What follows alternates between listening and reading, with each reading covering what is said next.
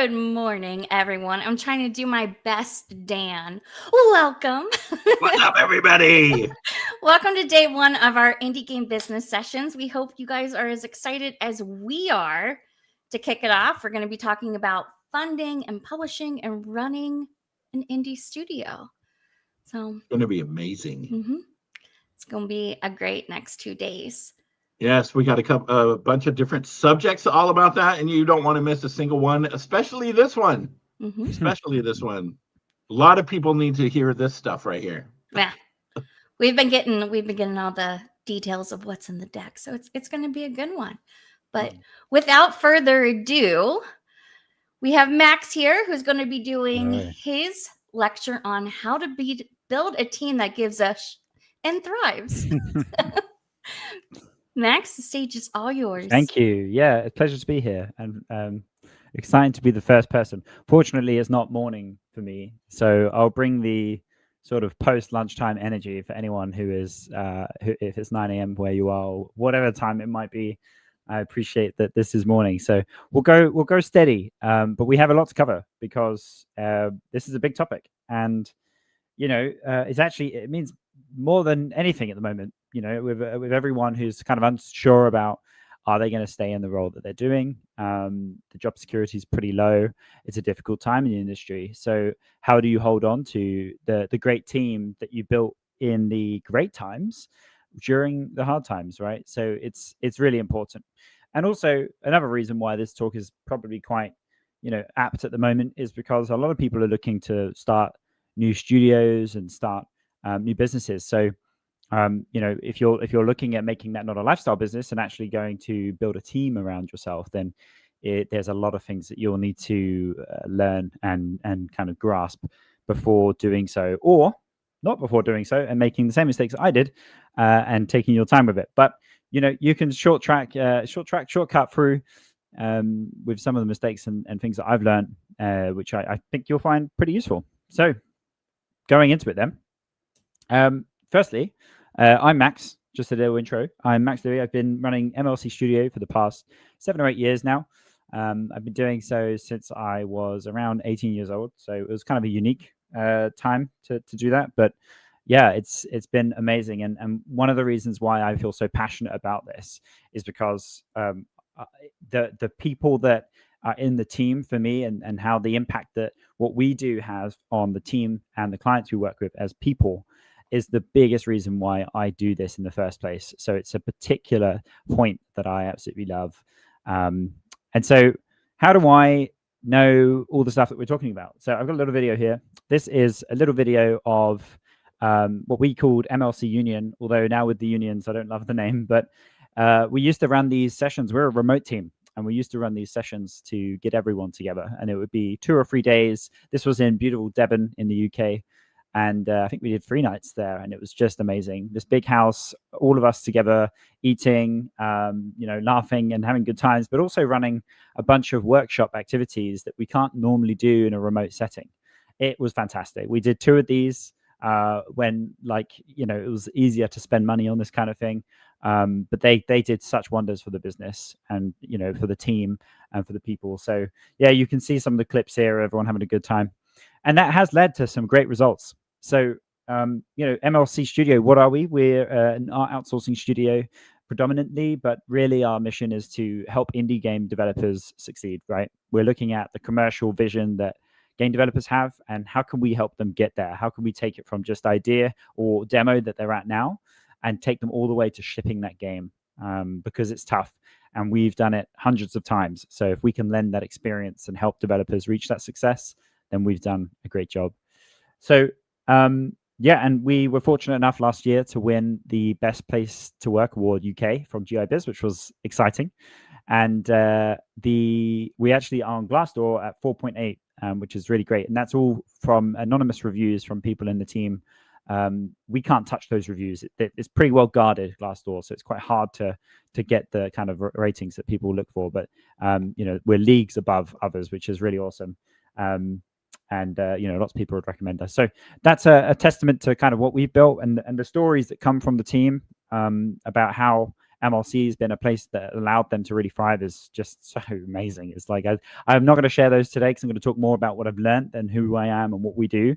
But I can always share them in the future. But yeah, and the proof's in the pudding. 98% retention rate. So nobody really leaves MLC. And yeah, I've pretty much held on to the same team since I started MLC 7 or 8 years ago. So and we're talking about 50 people who've stuck around in this case. So it wasn't just because we're a tiny team and everyone's friends. It's more than that. I don't necessarily have a personal relationship with everyone in the team, and that's how it's less about the relationships I have. It's more about, well, how have I built a team and the culture itself to support the values that I would like to bring, right? And that's really what we're talking about today. So what is company culture? Well, it's always seemed quite fluffy, and it kind of is, but it kind of isn't, because company culture isn't actually about the sort of downtime tools that we see. I've got this picture here. It's super like low res. I don't know why, but it's super low res. But this is a picture from like a day in the life at Google, which was just hilarious, which is this young lady here who's basically doing their work all day. I'm not entirely sure if it's just clickbait, but there's also one with a Twitter employee who basically just does nothing all day. And a lot of people were coming out online saying, oh my God, this is not company culture.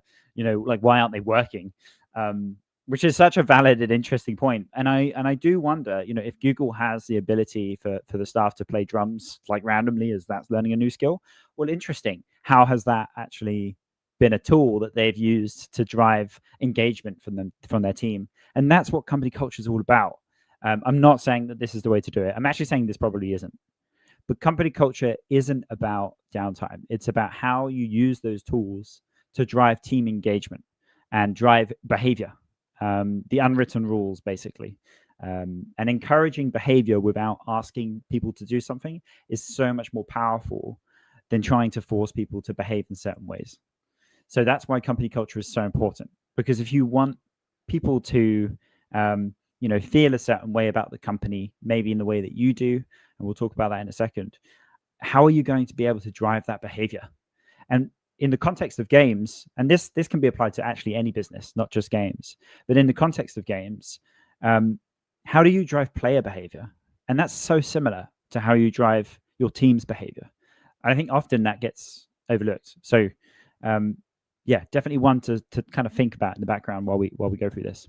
So first things first then, I kind of laid down some of the frameworks that I use when thinking this through. And the first one that came through to me was the empathy gap. So what this basically is about is how founders and employees look at their work very differently. And it's very natural as well in the way that this happens. And as much as you feel like there isn't a gap between founder and employee in the way that they care about the company, there always is. And I have made that mistake before. I've been blind to the idea that I thought my most engaged team were, as into it as I was and whatever. And they really, they had the same equity that I had, and they really cared, and they did, but not in the same way as me, because it's different for them. It is, in the end of the day, still a job. And no matter what, it will come down to that. Unless they're doing their own mission in some way, which, is sort of special case. But I think one of the ways that you can really test the empathy gap is to know if the money dried up, if they weren't being paid, who would still be working at your company? Because the founders will. But some people might just be like, I can't. It's not about the money necessarily, but it is about the survival. I can only do this job if I'm being paid to do it. But the founders will take out loans to do that job. So that's just a different level of empathy towards the company, which makes sense. It's not something you will change. It makes sense. So what is it that's driving this founder like investment into the company?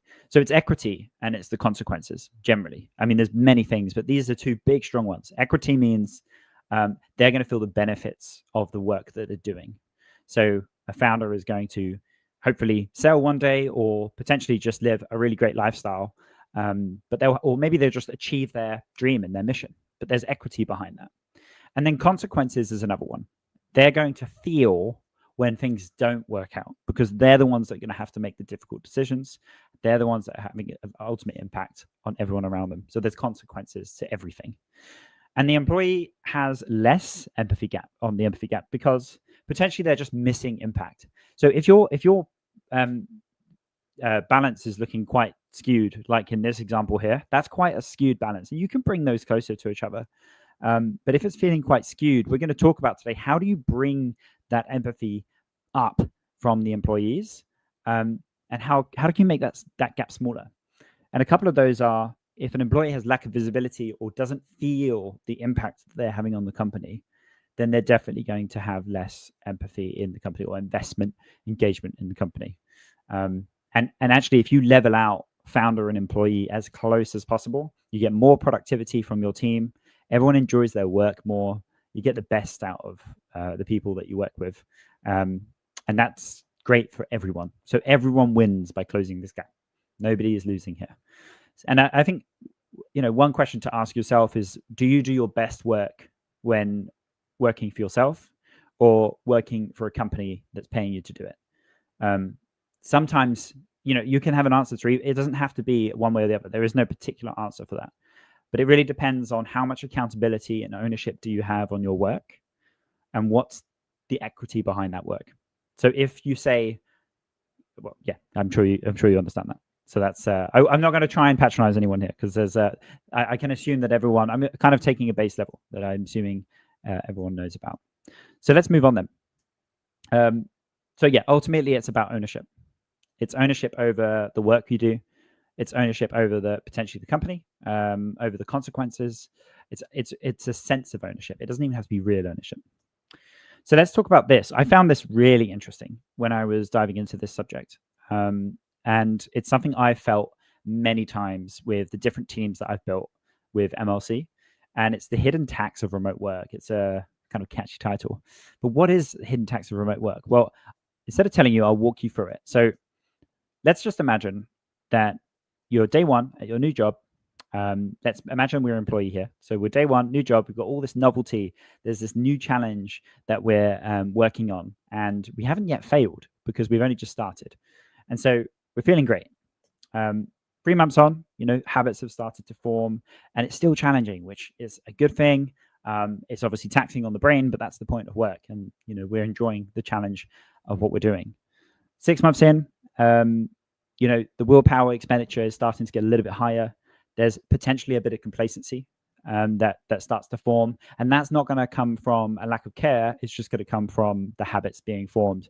If something has a consequence, then you're going to focus on that. If something else doesn't have a consequence, then you won't worry about it. So there will be complacency in areas in order to make sure that you're focused. Your brain will naturally do that. 6 months. So then we start to get this idea of willpower exhaustion. So this isn't necessarily everyone who remote works, but this is quite a common thing that happens with remote work.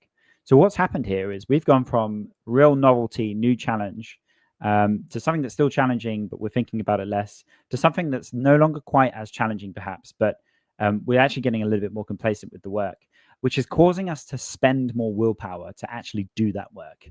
And I'll explain to you why more willpower is spent, because I think it's interesting the way where this is actually coming from.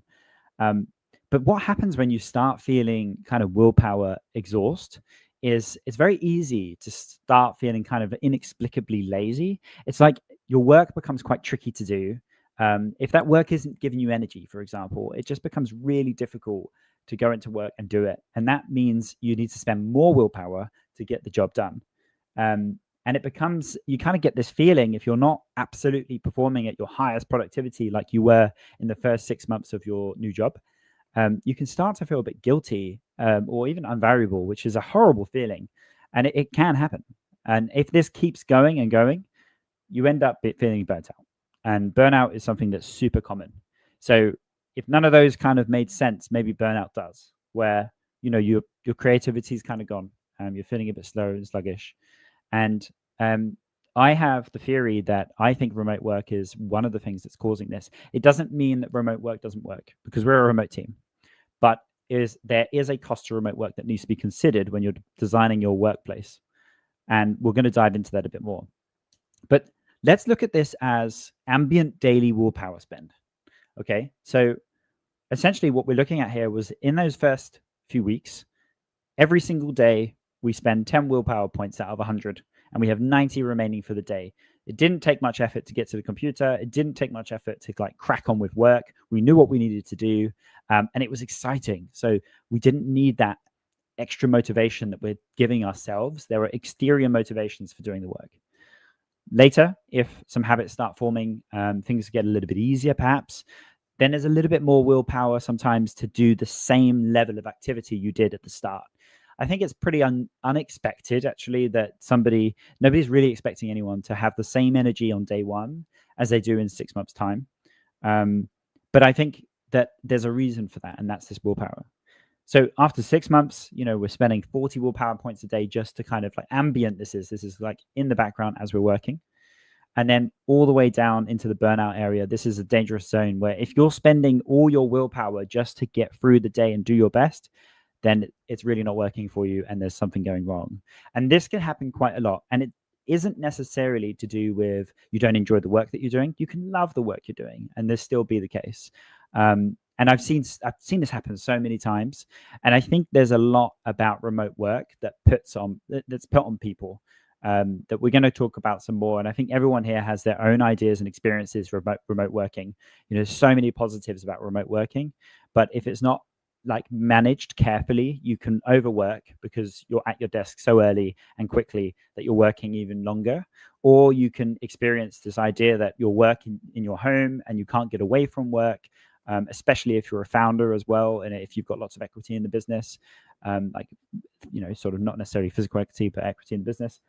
And there are lots of reasons why, if you really, really care about your work, this is actually more likely to happen, right? Well, maybe not. Maybe in both senses. So let's talk a little bit about willpower and what's causing this willpower expenditure. And I'm going to loop back around to all this stuff later, so this will all make sense.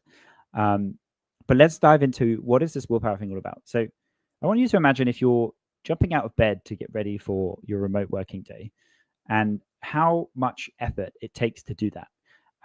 If you're in a really great place at work, maybe that's not much effort at all. If you're really excited and you're really busy, you want to get to the desk, that's awesome and well done. I can't guarantee you'll always be there. But I'm going to put down, let's say it's 20 willpower points to get to the desk, to get out of bed. Maybe you're really tired and sluggish, but you've got to do it. So you've got to use a bit of willpower to get out of bed. And I want to put an opposite one, which is jumping out of bed to catch a flight on time. How much willpower are you using for that? And I would say much less, right? You've got this exterior motivation, this sort of pressure of the flight that's actually helping you to get out of bed. You haven't needed to use as much willpower to do that yourself because something else has been doing that for you. Really interesting kind of way that our brains work. Again, this may not be for everyone. But the same can be applied to when you're working. So working on something during 2 weeks, often the case, we kind of leave those things until later, unless you're exceptional. So there's going to be a lot of willpower to do something that isn't due right now because there's other things that I'm doing. But working on something in 2 days, it's not quite true. I didn't actually do the talk 2 days ago, but I was certainly working on it yesterday. That's going to take much less willpower. And some people really thrive on working at the end of a deadline. We've all seen it. Anytime there is a submission for a deadline, everyone's submitting at the end. And there are multiple reasons for that, but one of them will be the willpower expenditure of doing that work is lower the closer you are to the deadline, which is really interesting. So I want to talk about, okay, if that's the effect, well, how does this work at work? How does this work in the workplace? So one of them is ambient accountability. I think it's a really interesting phrase, which is essentially the idea that, of course, we're humans, so humans are social animals. And when you're in an office and you walked into that office and there are people around you who are working, you have this ambient accountability from those people who are working next to you. And it's really powerful because that social kind of cue that you're getting from other people is helping to drive your own actions. And you can obviously understand that in a remote environment, ambient accountability must be lower than it is in an in-person environment where you have that around you all the time. There are things that you can do to raise ambient accountability at the digital workspace, which we'll talk about. But that's a really strong reason why people need to spend more willpower when working remotely than when they do in the office, all those subconscious cues, basically. And the last point I wanted to make about this one was this idea that there's this sort of like social time, which is it's kind of strange. In the office, social time happens when you're just passing in the corridor.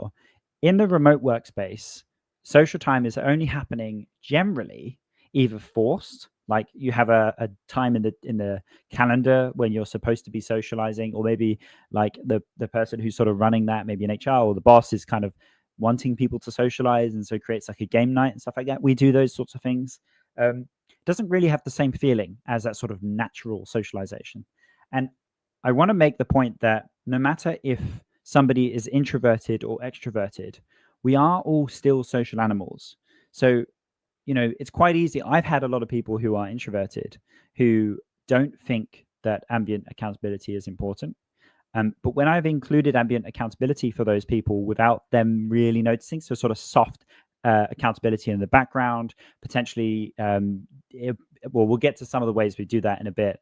But when I've introduced that, it's really helped them to get on with their job, because they don't have to think as hard to do it. They don't have to work as hard to do that work. Some of that work is being done for them by the ambient accountability. And so it doesn't really matter how social somebody is. It actually helps us all. So the next one is lack of consequences. This one's huge. There's, I've definitely had it in the past where, let's see, do I have a good example for that? I think so. So I've had it in the past where we've had projects with clients, and if something didn't go well on that project, that artist is just going to get another job, because maybe it wasn't their fault. They didn't necessarily know something, they weren't really accountable for something, and then the company loses the work. Maybe they get a job on the next gig. The problem is the consequences are imbalanced between that person doing the work and MLC, the studio. And the problem with the consequences being different is no matter how much that person cares about their work, they won't care as well as much as you do if they haven't got consequences, right? That makes sense. And so lack of consequences can really hurt with willpower, because then suddenly you are doing it for yourself rather than to stop something negative from happening. And negativity in that sense is quite powerful. Not as negativity being a bad thing. It's more just like there's thinking of positive and negative things happening to yourself. Negative quite sticks out in your brain. So the other one is can't see impact. If they just can't see the impact of what they're working on, then what's the point, right? There's no purpose behind what they're doing. So that's going to cause more willpower expenditure. And if they don't feel actual ownership, which all of these things are tied to, then if they don't own the work, like, okay, great, I'll do it because I get paid to do it, or I'll do it because I enjoy it. But as soon as that starts getting harder, well, then I have to use loads of willpower to get it done because I just don't own it. That makes total sense. So we need to cut self-regulation a little bit. We need to decrease the use of willpower from the team in order to help them crack on with their work. And just make it as much as possible to avoid this burnout scenario. And there's so many reasons why burnout happens. I can't cover them all today. But this particular ideation and theory can definitely help with reducing that willpower exhaustion and, in extension, the burnout. And so how do we do that? Well, one of the ways that I've done that at MLC is I started introducing it wasn't daily. I do a weekly mandatory morning catch-up. So it's a social catch-up. And I don't want people working. I just want people chatting. And it's just the time to kind of and it's on a Monday morning. And the reason why I introduced this mandatory morning catch-up was because I found that even myself, it would get to midday on Monday. I might not have talked to anyone yet just because I haven't had the meeting. If I haven't talked to somebody yet and it's midday, well, I haven't really felt that I'm working with anyone. And if I haven't felt like I'm working with anyone, then I haven't got that ambient accountability. It's like no one's watching, so it's easier. Whereas if you have that daily or weekly morning catch up where everyone kind of just reminds each other they're not alone, they're not working alone, and actually there's people around them doing the same thing. Wow, we've just cut willpower hugely, because now you're part of a group and it's a social activity. Remember, we are humans. Clear and enforced accountability. You cannot enforce accountability without it being clear. So step one, make sure accountability is really clear. Make sure you know the expectations on the people around you and the expectations that they have on you as well. And then enforce that accountability. And that I know it sounds quite strong, But we're using enforce as a word here, just as a, I mean, that's actually what it is. You're enforcing the accountability. If you, and that's what consequences are. If you're saying that you're accountable for something, and then when something happens, you don't actually hold them accountable, then they never were. So the enforcement there is like part two of accountability. And then finally, one that you can really grasp and take hold of is results-based gamification. If there's a gamified reason for doing something, there's another reason where another thing that's driving the work they're doing, not willpower, and can be really powerful.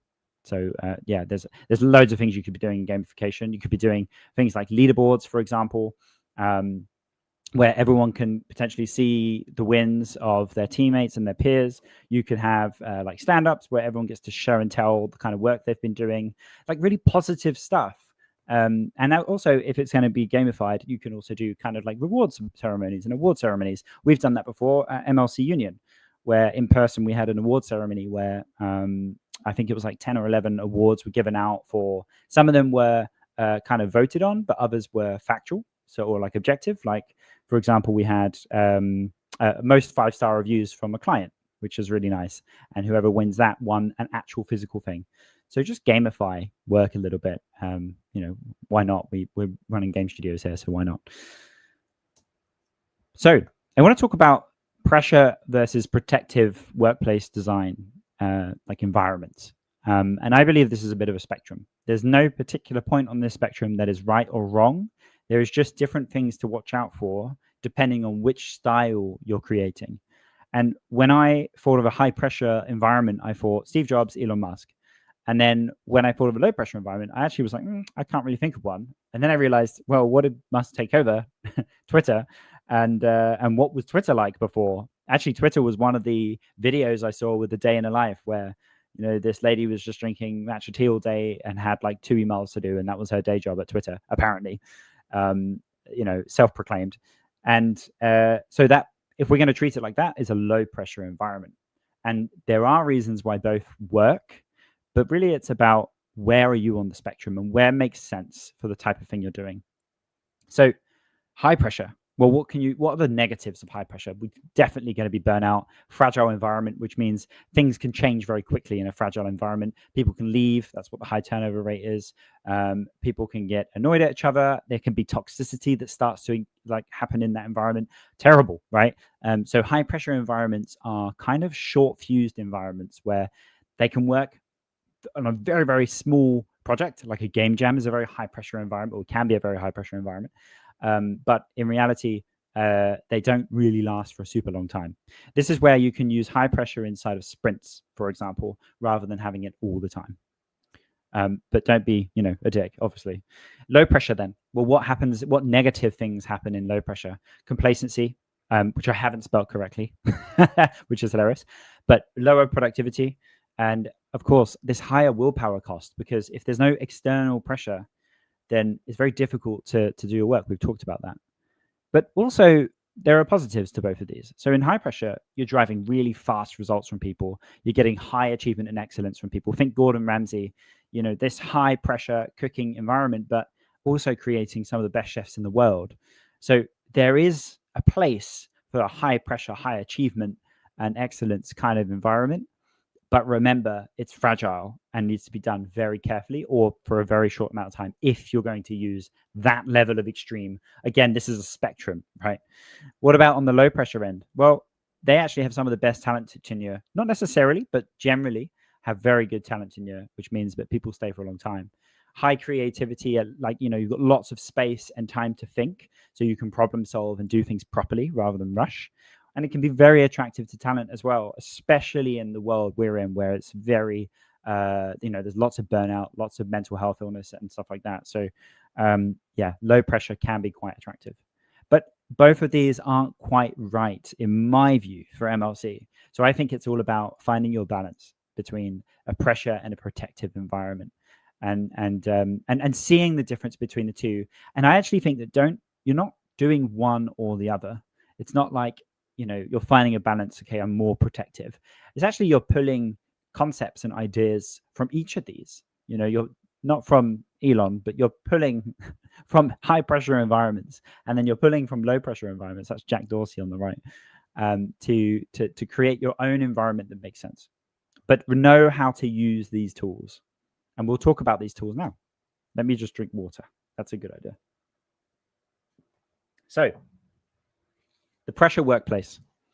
I said, can anyone think of more? I wasn't entirely sure how, social this could be, but I encourage you to think about more kind of things than I've just put on here. And we've got a couple of slides like this, so feel free to chuck them in the chat. I probably won't be able to see, just know that. But, talk amongst yourselves. But so a pressure environment, daily stand-ups with results check-ins, constantly checking, not micromanaging, that's different, but checking people's work and doing peer review is quite a high pressure environment, because you can't hide if you're falling behind. And falling behind is perfectly human and fair, but you can't hide from it. So that can be quite high pressure. A company public leaderboard with team results can be quite high pressure as well, where if you can see how well everyone else is doing, well, shit, how am I going to, perform that? I'm going to have to work harder. And it's going to encourage that gamification. It's going to encourage some pressure work on people. Rewarding hard work and this kind of ambient expectation that everyone is going to work more hours than they're actually contracted to do is part of a pressure workplace as well. Again, can bring some great results during a very small time, but in general, pretty negative if it's long term. Could be a bit exploitative. More frequent performance reviews and higher accountability on the stuff they do, and higher enforcement on the work that people do as well can cause more pressure. And this is interesting. I've changed my mind on this recently. So in a pressure workplace, the founders might think of their workplace, as their team, as supporting their company. And I'd actually argue that this is, I think, correct. If you're employing a team or hiring a team of people, you're hiring them to do a job. And it's to help the company grow or help your company achieve something or your clients achieve something. And so, you might think, well, it's obvious. Why? How else would you think about this? If you're hiring people, well, yeah, they need to support your company. But in a low pressure environment or a protective environment, and the way I used to think about it is quite different, which is, I'll skip it now because it's going to be too long until we talk about this again. But the opposite would be how you think your company can support your team. That's the difference. And you might think, well, yeah, you need to think about both. But actually, you might adopt one mindset more than the other. You probably do. And I was adopting the mindset of thinking about how I can support my team with MLC. So how can I bring in more revenue to support the salaries of people? How can I do this for our team and this and that? Which is very honorable, but we're talking about business and a company here. And actually thinking in terms of how can your team support your company can actually really help your team as well. Because then you start putting clearer expectations on people, more accountability on people, and reduce the willpower required to do their work. So there is positivity in thinking about the company over the people, which is a really weird thing to say. But there are ways to do it. And all of this is just, it's not emotional. It's all based on, well, how can you create a great workplace that does what it needs to for the team? It's not what are your team asking you to do or what your team want. It's more than that. It's the same as when you're building product or a game, and let's say some players are like, oh, you should put a light over there. They're not necessarily right about that. Or no, maybe they wouldn't say that actually. They would say, oh, I couldn't find the door. You need to make this door bigger. And what they're really saying is they couldn't find the door, but you need to make the door bigger isn't necessarily the answer. The answer might be go put a light on that door so that they can see it or it stands out in the environment. My point being there is your team might tell you, oh, the company needs to do this, or I think the company should do that. And really, you should be looking behind, why are they asking that in the first place? Is it because of something else? So it's actually an emotion or a feeling that you're helping them solve rather than doing exactly the thing that they've asked for. And this is the difference between thinking about how you can support how your team supports your company and how your company supports your team. And like I said, you'll think about both of these, but you may steer yourself towards one or the other. And another thing that could be high pressure is mandatory office days. A lot of people are starting to do that. And camera always on as well is a potentially high pressure or more pressure kind of workplace. So in a protected workplace, we'll go through these nice and quick. You have things like flexible hours, unlimited holiday, learning time as part of the work week is a lovely way of having a bit more of a protected workplace, kind of decrease the expenditure of their brain on the menial tasks or the things they're always doing, and giving them time to focus on something else is really powerful. Mental health check-ins and systems. I guess I kind of agree with myself putting this one on here. I feel like everyone should have mental health systems and checks, no matter if you're protective or pressure, maybe even more so if you're pressure. But it is true that protective workplaces probably value this sort of thing more. You think about your company supporting your team. We talked about that. And optional cameras for meetings or like non-mandatory social time. So you remember I said I have a mandatory weekly Monday morning catch-up for the team. That's me putting pressure on it. If they don't come, I enforce that. You know, I go to them and I say, why weren't you there? Like, you're not allowed to decide to skip this social interaction. So there's a bit of pressure that I put onto that, and I'm aware of it. But if I was really protective, I might just put no pressure on it and say, come if you want to, you know, see how you do. And I guarantee that people would come to that less, and they would feel less benefit from the ambient accountability, which would make their workday harder. And you can capture data about this stuff. So me asking my team to come to that mandatory catch-up is actually to help them, not to make it worse, right? You can see how that kind of comes back round on itself. So what's the MLC Studio workplace? Because, you know, that's been working. So how do we do it? Well, I'd like to take a give and take approach. So we have flexible hours. We're super, super flexible in the hours. Holiday pay, supportive with sick pay. You know, if our team needs support, we're there. And I really want our team to know that, like, we've got their back. We're there for each other, right? Like, if MLC needs support, they're there for us. So we should be there for them too. I find that's really, really important. Mental health check-ins and systems, super important as well. Want to look after my team, make sure everything's okay with them all the time. Sometimes this does fall by the wayside, I'll be honest. And it you know, it's something that you need to, if you create better systems, it's easier to kind of get into a flow where mental health becomes part of it. And actually some of our team on our producer stand-up decided to create some systems for that. Paid learning time, which is really fun. Mandatory stand-ups, we talked about that with camera on.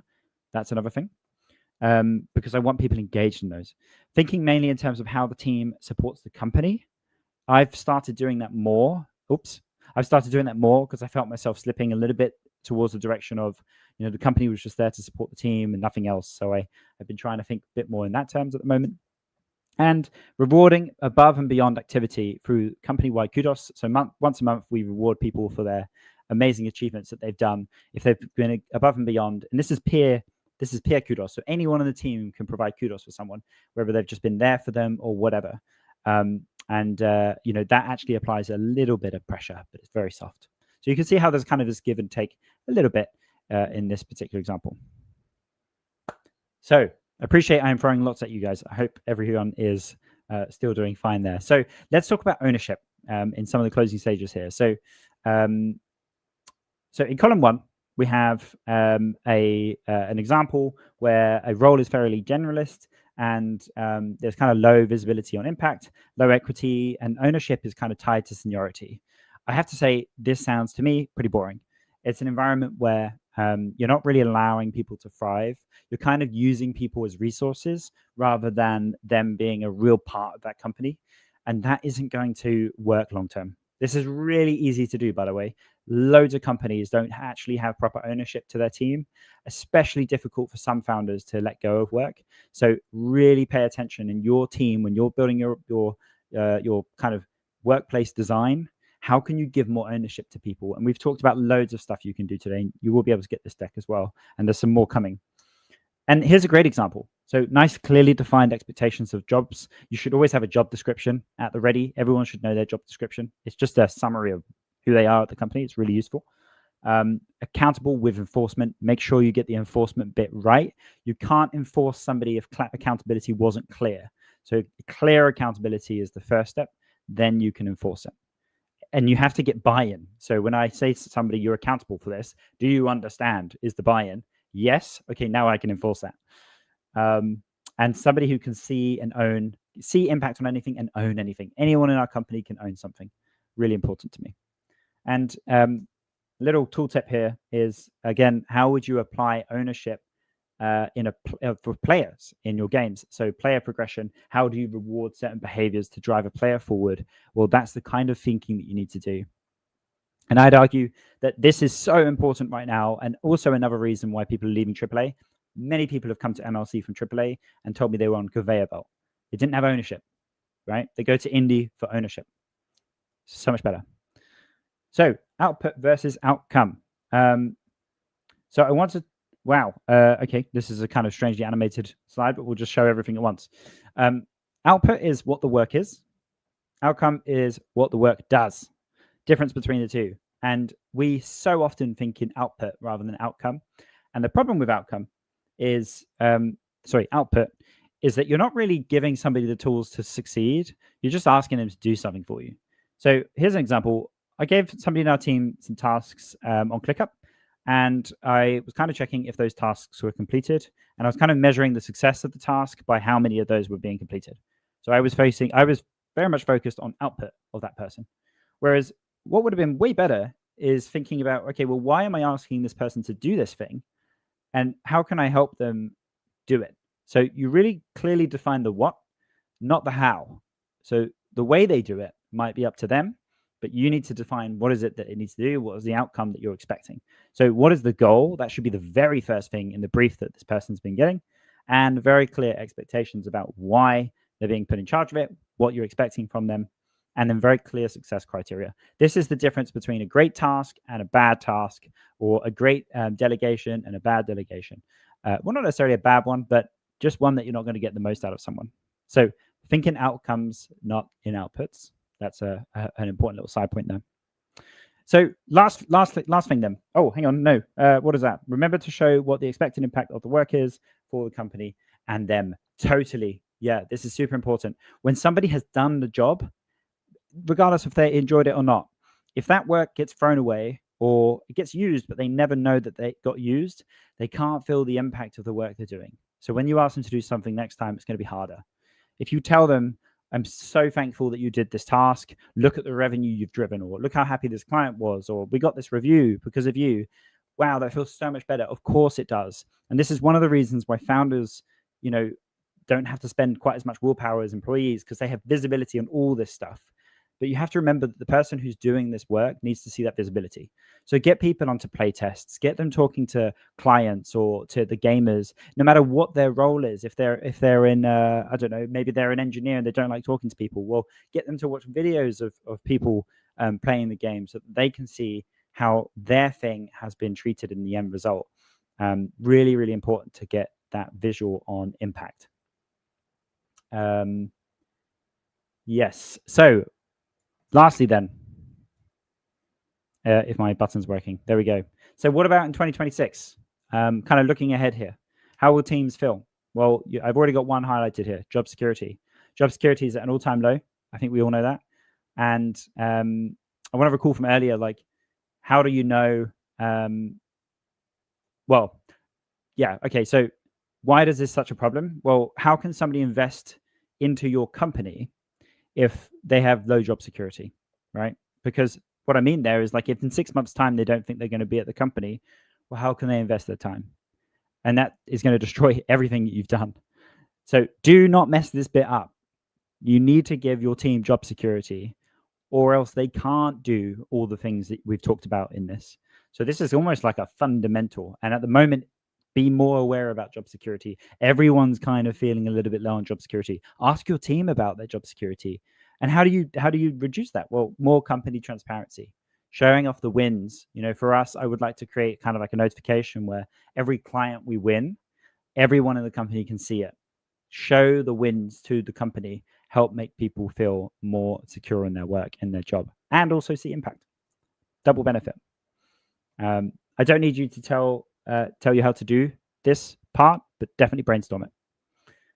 Automation and lower admin. This is a kind of positive thing that people are looking for in the workplace, right? So people don't want to do loads of admin anymore. They want to feel valued and driving loads of impact. So you can get more value from people by not having them do such menial tasks. So How can you potentially use AI for automating some menial tasks in your business? How can you reduce boredom potentially with kind of more admin menial tasks? And every job kind of has a bit of admin. And maybe this is impossible, but have a look into how you could do that. Making work easier for your team. I mean, it's pretty obvious. But be mindful that actually sometimes this admin is thinking downtime for people. So if you're reducing the thinking downtime because AI is doing it now or whatever, then let's open up that time for learning time or something for those people. Don't give them more work, please. The third thing is higher gamification. So, everyone's kind of looking towards more gamification. In particular, I read an article from Forbes recently that said by 2030, 58% of the global workforce are going to be Gen Z and millennial. I feel like we already know this, but that's a big number, 58%. And in particular in games, right? And Gen Z want work to be very collaborative and social and free of admin. So you need to gamify your workplace. Get ready for that, because if it isn't super fun, then you're just not going to keep hold of people. Actually, that's kind of the wrong term. I don't mean make work super fun. I said that, but I don't mean it. But you do need to kind of sprinkle a little bit of this gamification. I'd actually say a hint of addictiveness in the work that they do is actually quite a positive. It's a slippery slope. You don't want people to be addicted to their work. That's not healthy. But a little sprinkle of addictive stuff in, we build games, we know how to do that kind of thing. Think about how maybe you could bring that into the workplace in a positive way. And so potentially things like leaderboards, gamification. We use Discord and Gather for communication. And then I mentioned award rituals earlier. Yep. So side note, I mentioned Gather just then. If you're wondering what Gather is, this is it. It actually changed since I did this. There's a new version, but Gather is a little pixel art environment where you can walk around the office, and everyone has an office. You can walk into each other's offices. You can talk in the hallway. And the way that I found it is most used is the ability to have conversations with people without having to schedule a call or without having to ask them to do it, which is different from even Discord, where you have like a chat that anyone can jump into. That's okay. But being able to sort of tap somebody on the shoulder is powerful if done in the right way. So, we're a small team in this office. We know not to annoy each other. We only go into each other's offices if we really need to. But this space really encourages it. And we get people, this is mandatory.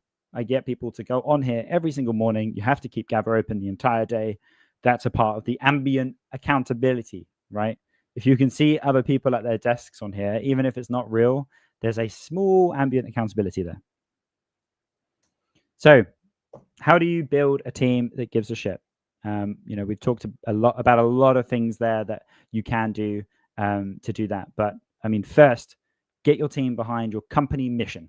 What is the point in everything you're doing? Why are people coming in every day? What are we doing? Then once that's done and everyone knows the mission and the direction, that's so important, by the way, and also not easy. Give them accountability and enforce it. Give them ownership over the area that they're working on.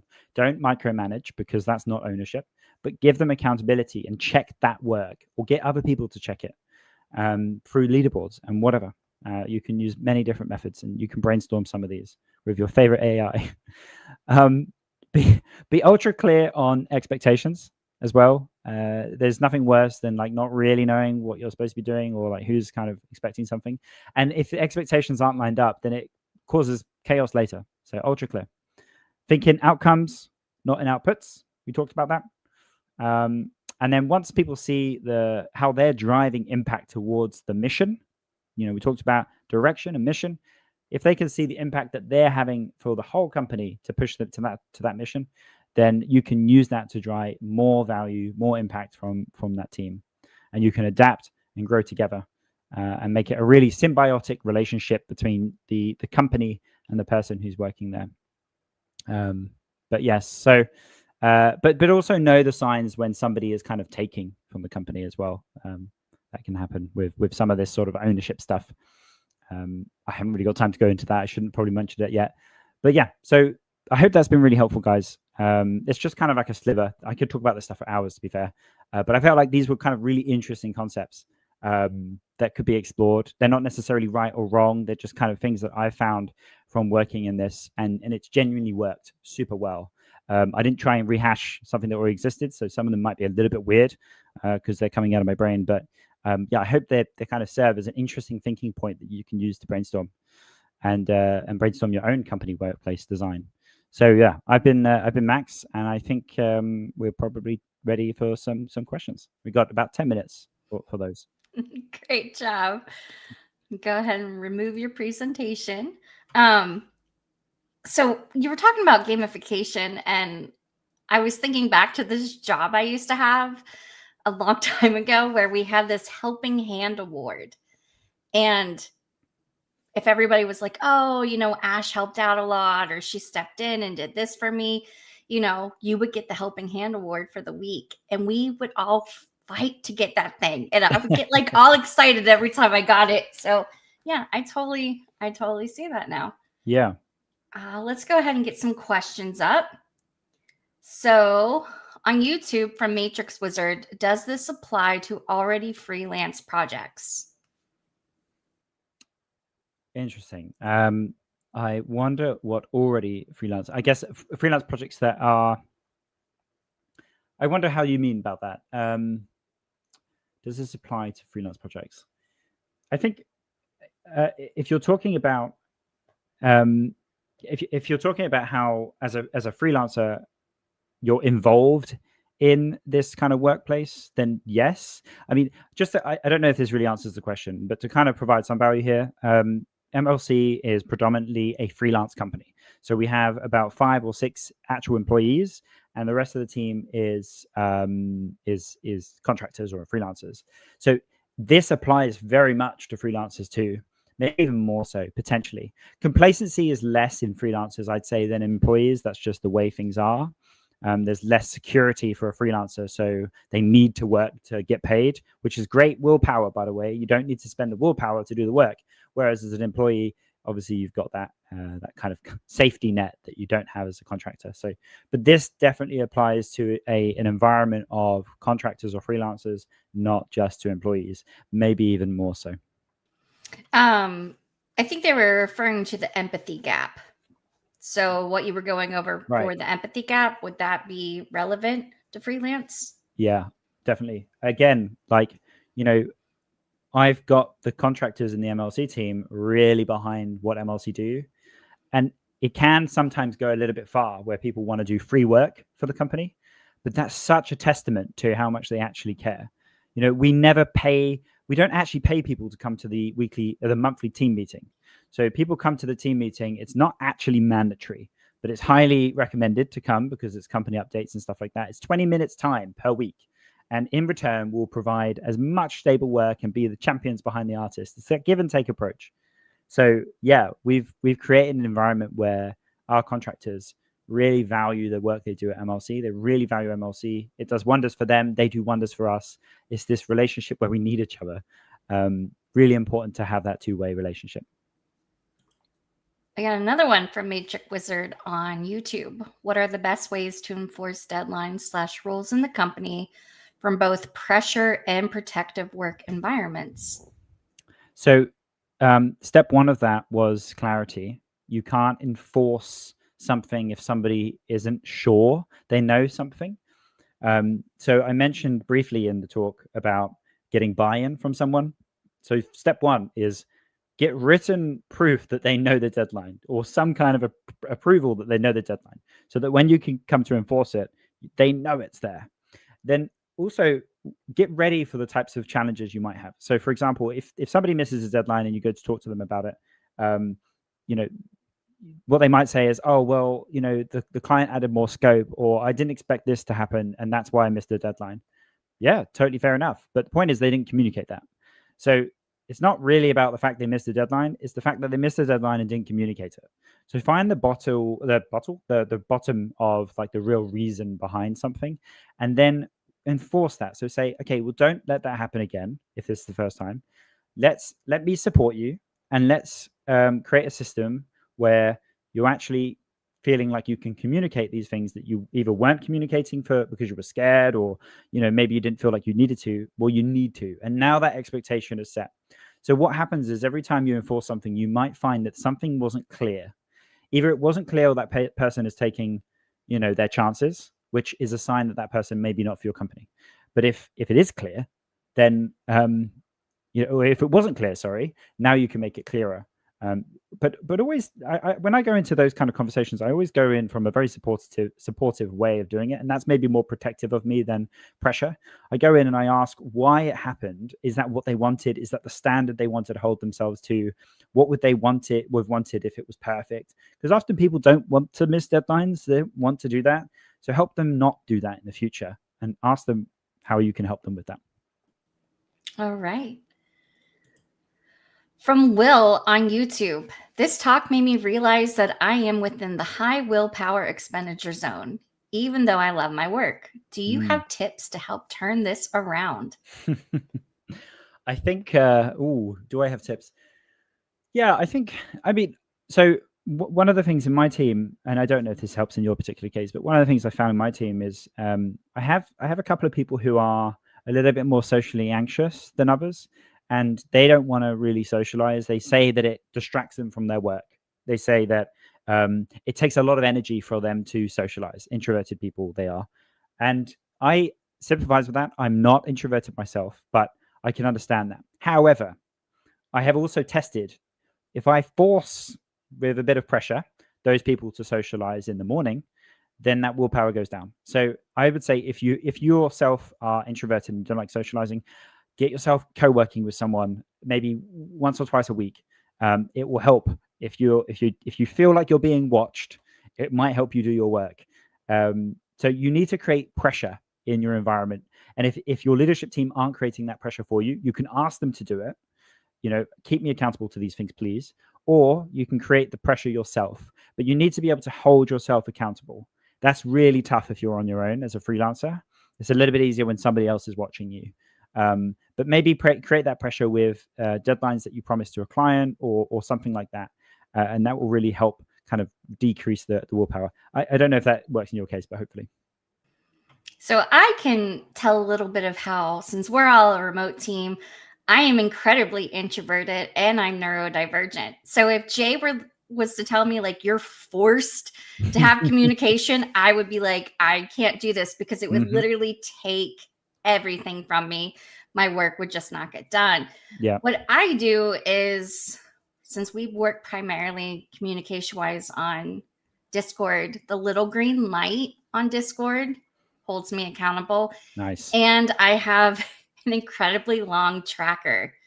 That's just a spreadsheet that literally has tasks I need to do, time frames I need to get stuff done. So stuff like that helps to hold me accountable. But yeah, I could never do forced communication. It's a strange one, isn't it? Forced communication, but you're doing it now, and you do it when you go get coffee or when you go to an event, and you'll do it then because there's enough reason to.